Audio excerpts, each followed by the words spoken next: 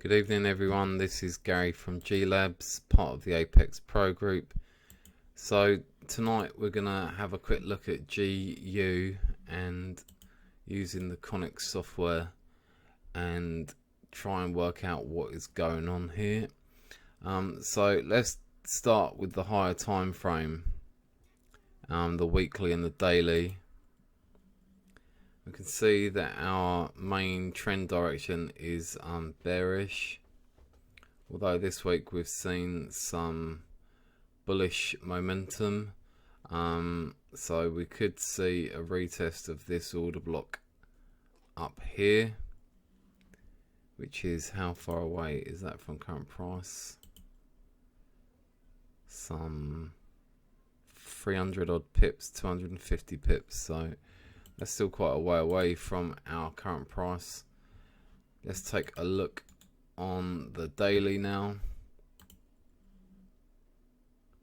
On the daily we still have a bearish break of structure and retest of this bearish order block that was created just before this by this break of structure for downside continuation, which is in alignment with the weekly.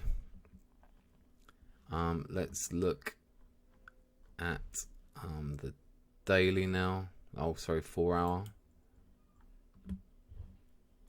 On the 4 hour we have a bullish break of structure, and we also note some equal highs here where price should be some liquidity still here, I think. So I think price is probably going to pull up here somewhere before continuing to the downside. So in relation to where we currently are,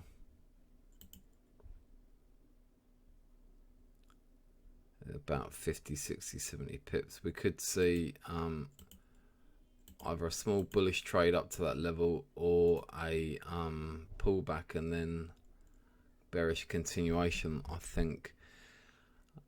We need to wait for Asia and in the morning to be able to accurately determine this and see what our price action will give us, because we may not get such a big pullback. So let's take a look now on the H1.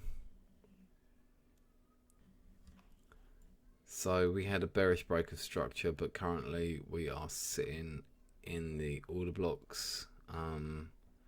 So price might come back up, and there's rather a lot of liquidity sitting here with all these order blocks here. So although most of them have been retested, there's still liquidity up here to be had. So let's see if price will come back for that. We also have a couple of equal highs in here as well. So as I said, price may just give us this small pullback and then continue. Let's jump down to the M15.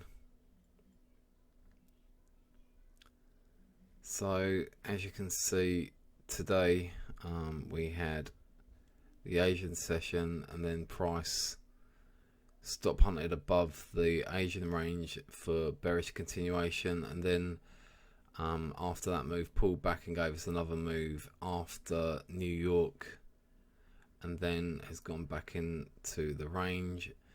So it's quite possible that we may just see these highs here taken, and maybe we won't pull all the way back up somewhere here, because remember the dealer has to move price quite some way to do that, and that takes a large commitment of money. Let's just run with the example of the possibility that he could hit these highs, and then see what that would offer us with our ADR, etc.